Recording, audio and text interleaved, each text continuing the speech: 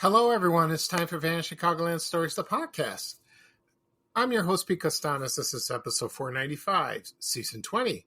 Today's date is November 23rd, 2025, and welcome to the program. And this is a very special program today. I'm going to do my Thanksgiving episode. Yeah, I've done one maybe 4 years ago, maybe others. It's been a long time.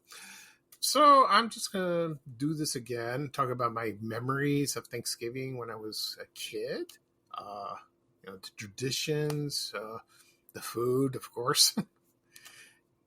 So it'll be a lot of fun. Also, I'm going to read a Thanksgiving menu from the Water Tower Inn. That was a hotel located near, right next to Water Tower Place, I think, or the Water Tower. I'm not sure. I get the information. I'll talk about his history, and the menu was printed 64 years ago today, November 23rd, 1961. So this will be fun. The menu does not have prices on it, but it's very interesting to see what was the Thanksgiving menu was like in the 60s. So this will be kind of cool. Okay, before I get started, we're going to go into a commercial break. This program is brought to you by, let me repeat this again. And this program is brought to you by Butterball Turkey. And this is a classic commercial from 1986. I remember this very well. It's hilarious. So I played this before. So once I play it, if you have a chance, you can go on YouTube. It's there. You can check it out if you'd like. All right.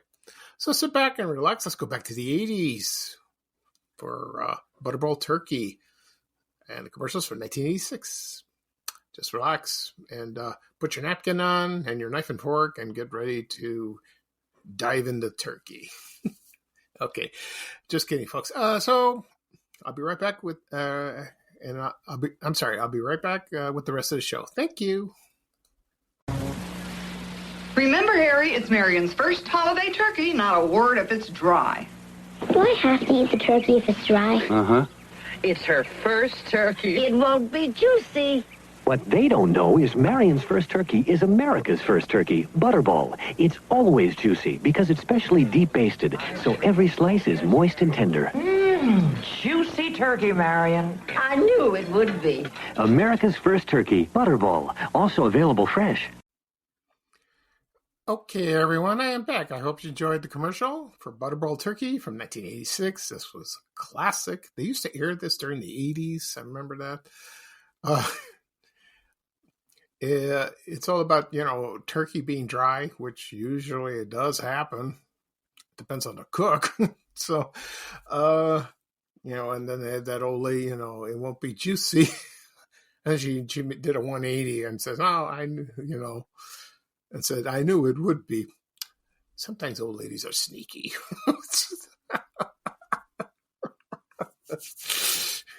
But Butterball is still around, of course. Let me give you the history of this. In 1951, there was an employee at the Chicago meat processor from Swift and Company. Remember that? I might do a podcast episode about that company because it's very interesting. They're sort of around in a way, but they were. I believe they were headquartered in Chicago. I think they're elsewhere now, but we'll see. So the Swift Company purchased the trademark for Butterball from a woman from Ohio who has owned it since 1940. So by 1954, Leo Peters, the employee, trimmed, dressed, and fast-rolled turkeys were patented under the Butterball Turkey. So that's how it started. Yeah. And they're great turkeys. My mom hasn't bought a Butterball turkey in a long time. She buys Jenny O. They're good. And there's another brand called Norbest. I haven't seen that lately. Those were good. That's good. I'll explain more about the turkeys in the next segment, when I discuss my memories of that. So Butterball's still around. They also have a hotline. I see this every year. So if you're cooking a turkey for the first time, or if you need some advice or tips, you would call the Butterball hotline. They're available. I don't know. I never called them. I don't know how they are. I think they're located in Chicago. Last I heard, they were in Downers Grove. I could be wrong. And then, people just call them and they're willing to help. That's kind of nice in a way. Maybe it's bachelors that call. Like me. So, okay. So in the beginning of the program, I'm going to talk about my memories of Thanksgiving when I was a kid, the traditions, the food, etc. Also, I will read a menu, which is from, it was printed 64 years ago today from the Water Tower Inn, dated November 23rd, 1961. And it's a Thanksgiving menu. Okay. Before I get started, I'm going to talk about a couple things.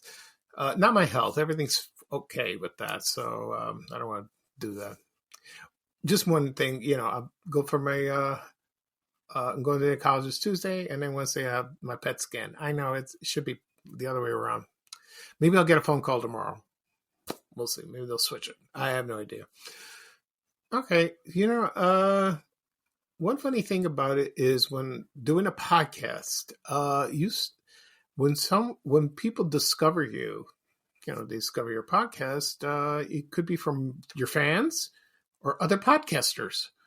So I've been contacted by a few podcasters, and they do that, and they love what I do. They love the podcast, because I talk about Chicago history.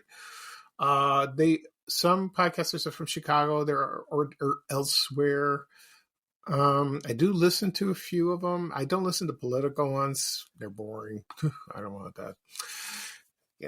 So I listen to fun ones, like for example, if it's something Chicago or it's television, because I'm a huge TV fan. I'm a couch potato.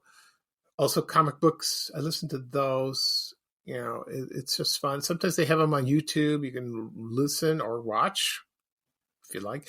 If there's a subject that you're, if you have a favorite subject, or a passion, just look it up or on your phone, type in the subject. And then if there's a podcast that fits you to a T, then you listen to it. Yeah, like that. Mine it's growing, but it's not like huge, I wish it would. It'd be great, but I don't know if that'll happen, if like the whole nation would hear. I doubt it, but it'd be nice just in Chicago they would listen like that. I'm sure people are listening, but they're not saying anything because they do ask me, where do I find your podcast? Or I'm looking forward to listening to it. And I do get suggestions. They send me messages. Yeah, can you talk about this? Can you talk about that? Or have you talked about this? I go, yes, etc. I do. So that's fun. I enjoy it. I really do. We're getting close to 500, almost to 500 episodes, and I'll do something special for that. I haven't decided what, but we'll see. I'll give some thought. So I have about 5 more to go to do that. So it'll be around next month, just in time for Christmas. So I'll probably do I'll probably do Christmas episodes during December because that's most fun. Okay. All right. So let's get started.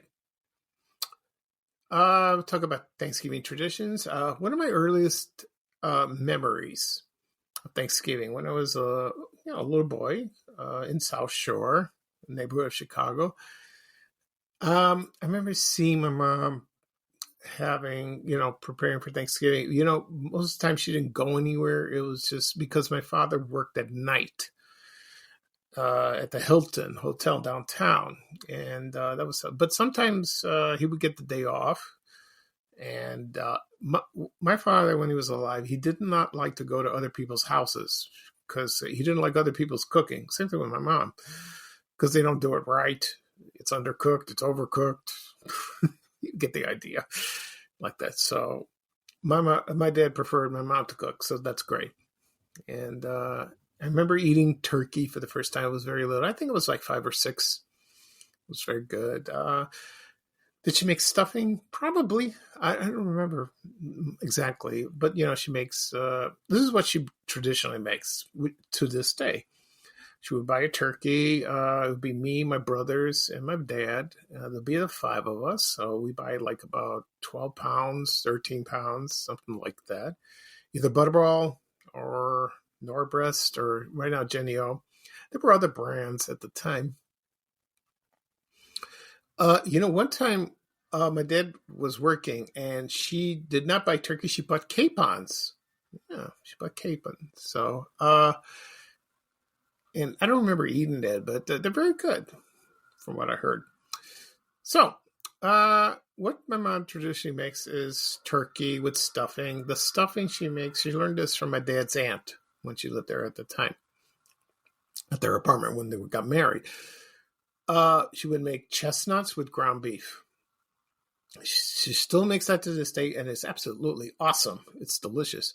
I've had other stuffings before, like some people put apples, sausages, oysters.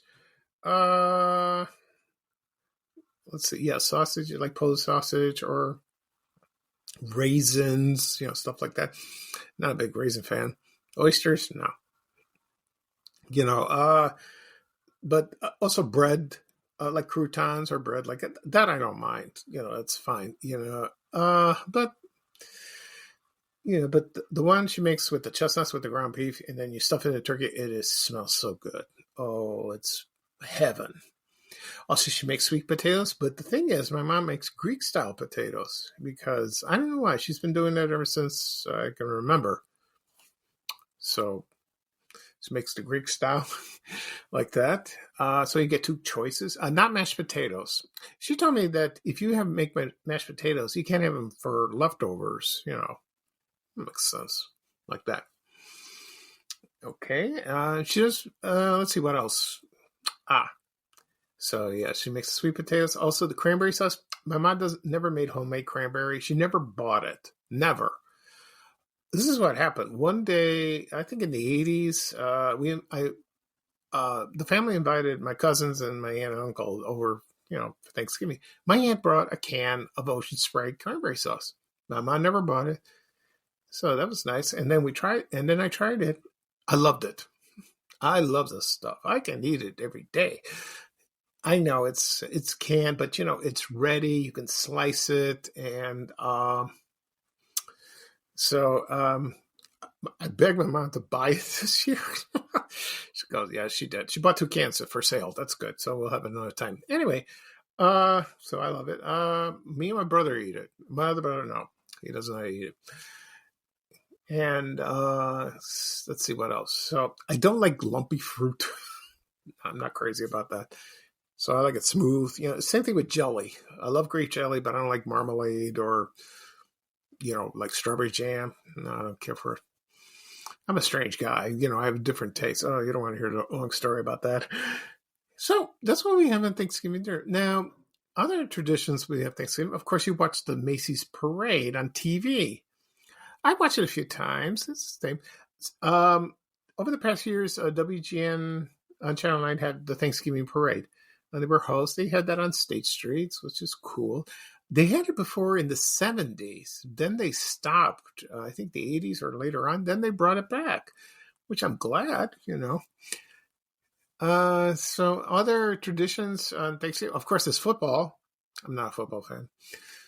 They have football games, sometimes basketball games. My mom's a huge basketball fan. She'll watch that during the break. A new tradition at our house now is for me that I watch the dog show. The Westminster Dog Show. I love watching that. I've been watching it for the past few years. I love it. I look forward to it. It is a lot of fun. A lot of people think I'm nuts watching that, but no. But if you're a dog lover, it's perfect. Like that. Okay. What else? What other things they have on TV? They showed old reruns of Thanksgiving episodes. Or animated specials. Like for one, Charlie Brown Thanksgiving. They don't show it on Thanksgiving. They show it before. They don't air them on TV, regular TV, because Apple TV now has it. Well, I don't have Apple TV. The best way you would watch it is buy the DVD. They have a new DVD out. It's a Blu-ray. They show all the Charlie Brown specials. Yeah, I might buy that. It shows all of them, so we can watch anytime, any place. Same thing with Charlie Brown Christmas, which incidentally is the 60th anniversary next month. I will talk about that on a future podcast episode. This will be fun. I love watching that special. It is hilarious. It's wonderful. A lot of people didn't like it at first, but I'll talk further, more about it further in the next, in a future episode like that. And so during the time, we only went to 2 places on Thanksgiving. There was one. We went to a friend of my mom's, and she didn't carve the turkey; she just cut it in slices. That was looking weird. She did that. And another time we went to, on the north side of Chicago, it was my brother's godmother. She invited us, and they had some Greek food, like spanakopita and turkey, but it was all cold. And my mom complained about it all day about that in the car, and it's hilarious. That's how she is. But I love her. So my mom's gonna cook Thursday. She'll take her time. I will help her. I'll do the best I can. I'm not a very good helper. Because she's a perfectionist. I can't say that word. She's kind of temperamental. Like Gordon Ramsay. Like that. So it's like you're walking on eggshells around her. So you got to be careful. So I do the help.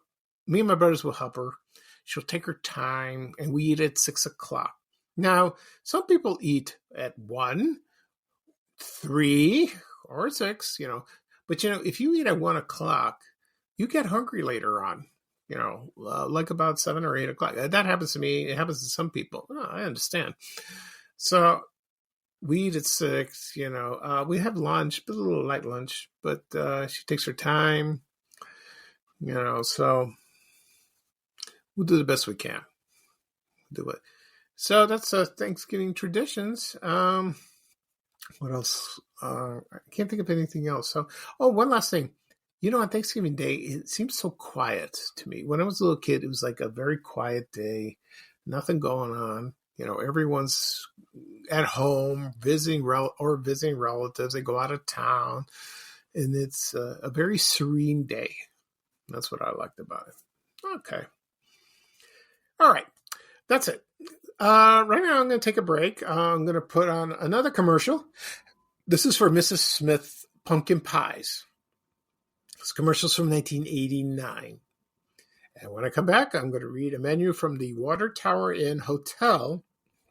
Excuse me. I'm sorry about that. It just came out of nowhere. And then, I have a little sinus condition. So it's a menu from 64 years ago today from the Water Tower Inn Hotel. There's no prices on the menu, so this will be fun to read. Okay. So sit back and relax. Let's go back to the 80s again for Mrs. Smith Pumpkin Pie from 1989. And I'll be right back with the rest of the show, folks. Thank you. When it comes to great holiday pumpkin pies, there are no 2 ways about it. Mrs. Brinker's is Mrs. Smith's. And because, as she says, this is family, Mrs. Tonelli's pumpkin pie is always Mrs. Smith's. Mrs. Smith's pumpkin pie. Right from using pumpkins grown especially for us, they're made with exceptional care, which is precisely why even Mrs. Smith's pumpkin pie is Mrs. Smith's. For the holidays, every family's pie should be Mrs. Smith's. Okay, everyone, I'm back. I hope you enjoyed that commercial for Mrs. Smith Pumpkin Pie from 1989. Let me give you a little brief history of this product. It's still around. It's also known Mrs. Smith Bakeries. It was founded in 1925 in Pottstown, Pennsylvania.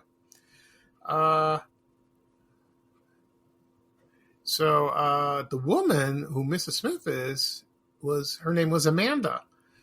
And her son started selling pies. Her son Robert, their own deep dish fruit-filled pies door to door at the local YMCA lunch counter. That's how it started, and then it went national. and later on, in the northeast, and then like in the mid 30s, and then so there's bakeries, one in Philadelphia, one in Maryland, and one in Virginia. And then the company went public in May 1972. It was ran by her grandson, Robert C. Smith. He ran that. So, and then in 1976, the Kellogg Company purchased it. So they owned it. And then they sold it in 1994 to the Smucker Company. And the plant is still there, but in Pottstown, Pennsylvania. But they only make pie tins, not pies. And then they tore it down. So now the pies are relocated to Oklahoma. It's, things change like that. That's kind of weird. Have I eaten those pies? I have. They're wonderful. They're really good. There's nothing about pumpkin pie. That's another tradition I forgot to mention. Pumpkin pie. We didn't start buying pumpkin pies until like in the 80s. My mom's not crazy about pumpkin. The only people that like it, me and my brothers. Well, one brother's not that particularly thrilled. He likes other, like lemon meringue or apple or coconut, which I love. So I don't think we'll buy a pumpkin pie this year because we have 2 in the freezer. So that's fine. We have lemon meringue, which I love. I love that. Another tradition I failed to mention was those giant turkey roast pans. They're blue, dark blue, and they're like enamel, and they're very sturdy. I remember when I was little, I used to see those. They were quite pretty. I think my mom told me that over the years it got worn out and she had to throw away, but she bought another one, thankfully, and it's in the garage still. And I posted that yesterday when I was announcing what I'm going to talk about in the next podcast. So people still have it. They have it from their mothers, their grandmothers, or they still use it today. That's kind of cool. It's so traditional and so iconic, and it's, when you see that, you think of Thanksgiving. Of course you do. That makes sense. Yeah. Okay. So the pumpkin pie, I don't know whether some people like pumpkin, they like apple. I'm going through that.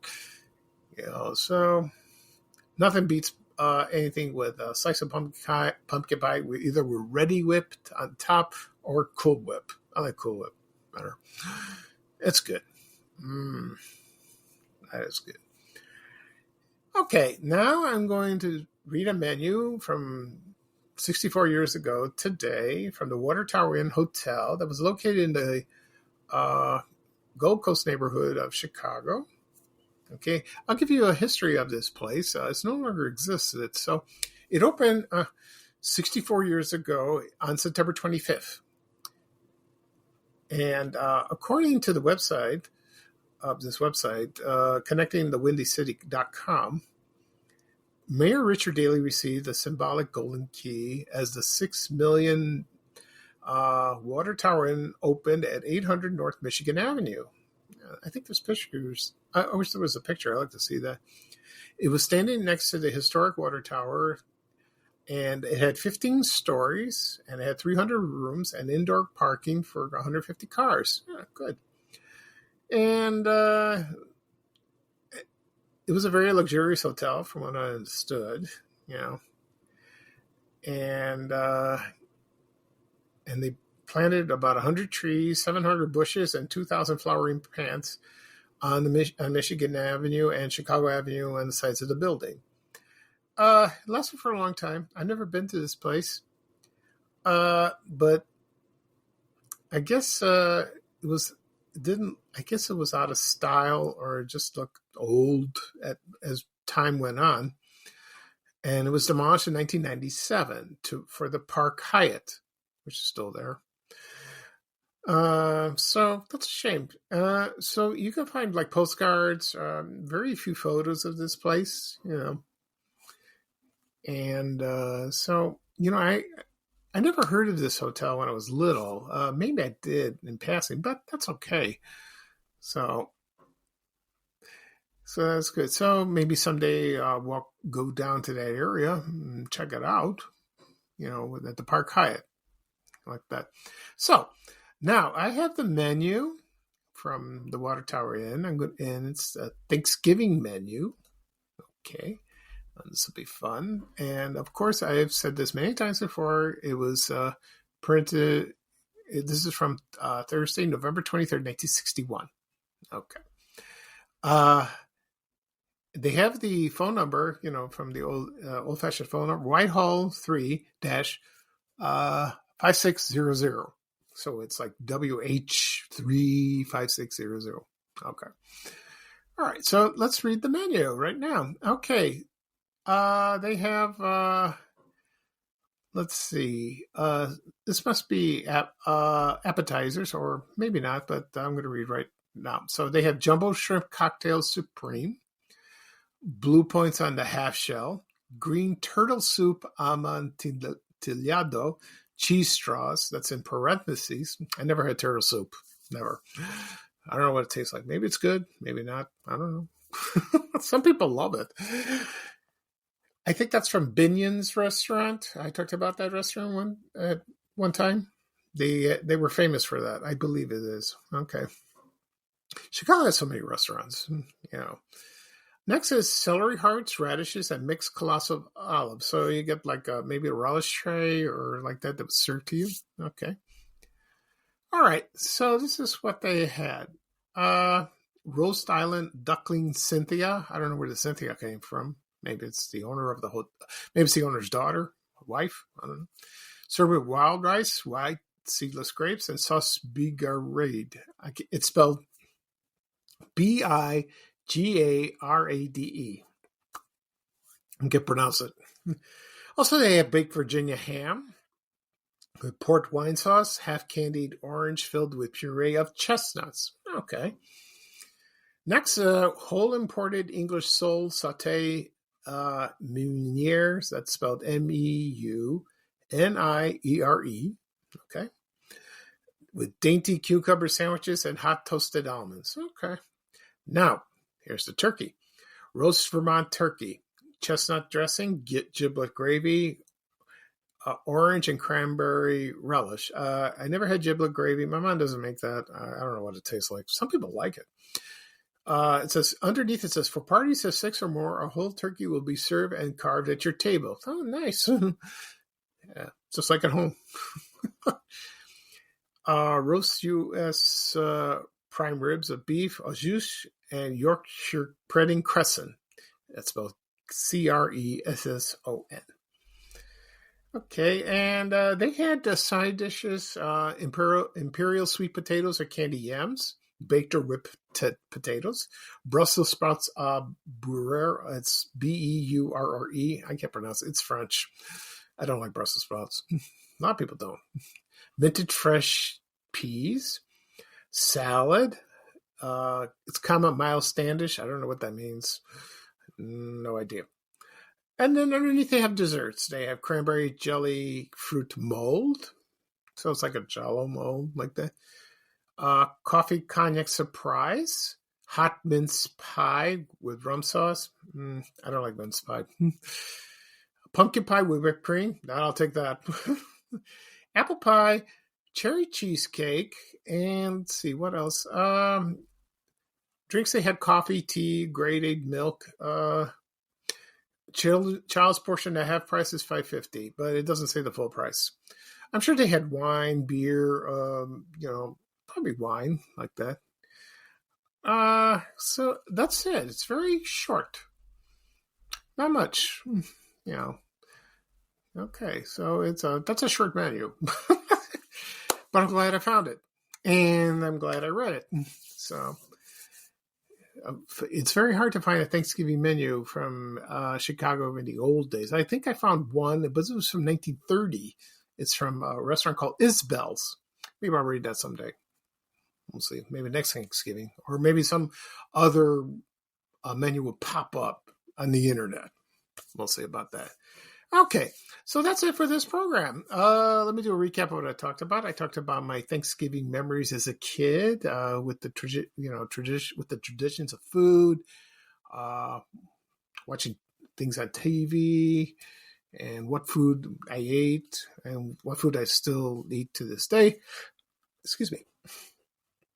Also, I read a menu, Thanksgiving menu, that is from November 23rd, 1961. That was from 64 years ago today at the Water Tower Inn Hotel that was located at 800 North Michigan Avenue in Chicago. Okay. This podcast will be published later on today, wherever podcasts are found: Apple Podcasts, Spotify, Amazon Music, Breaker, Overcast, Good Pods, Podbean, iHeartRadio. If you have those apps on your phones or your tablets, or you can listen on your desktop, just tap on them, tap follow, and you receive a notification of the latest episode. Also, it'll be on my blog, www.vanishchicagoland.blog. It's listed there. You can click on the link. You can listen. Let's see what else. If you have CarPlay on your car, you can listen in your car. Probably on Spotify or any apps, or you can have it stream it on your TV. There's Spotify and I don't know what else. Someone asked me if you're on Sirius, satellite radio. I said no. I don't think so. I think you got to be national. It's got to be a national podcast now. No. Mm-mm. Anyway, and also be on my YouTube channel. And again, people ask me, where do I find your podcast? I'm going to listen to your podcast. I'm interested in your podcast. Go to YouTube. Go to the search engine, type in my name, Pete Costanis, or Vanish Chicagoland Stories. It'll take you right there. Click subscribe. Doesn't cost anything. You receive a notification. All the episodes are there, and if you like to keep this podcast going on YouTube, so please subscribe, Also, be sure to have my social media accounts: Facebook, X, LinkedIn, Reddit, also Threads, Instagram, Blue Sky, and TikTok. Yeah. They'll have the links. You can copy the links, or if you see them, you can just do a search and try to find my podcast. You'll find it. You'll find it. Okay. So that's it. So I will not do a podcast episode Tuesday because I will be at the doctor. So it'll be after Thanksgiving. Probably next weekend. I'll do another one. Yeah, you got a long wait. Sorry. It's a busy week. So this is Pete Costanis, your host of Vanish Chicagoland Stories, the podcast. Thank you for joining me. I hope you have a great Sunday. It's a beautiful day. Not that cold. The Bears are on, so have a good time watching the game. Don't get flustered. Just enjoy the game. Okay. So here's bye-bye for me, and here's bye-bye from one of our famous Chicago legends and great guy, Ray Rayner, with a little traveling music saying bye-bye-bye. Take care, everyone. Have a great Thanksgiving. I certainly will. Have a wonderful holiday with your family, and stay healthy. And I'll talk to you soon. Take care, everyone. Bye. We have to go. Bye, bye, bye.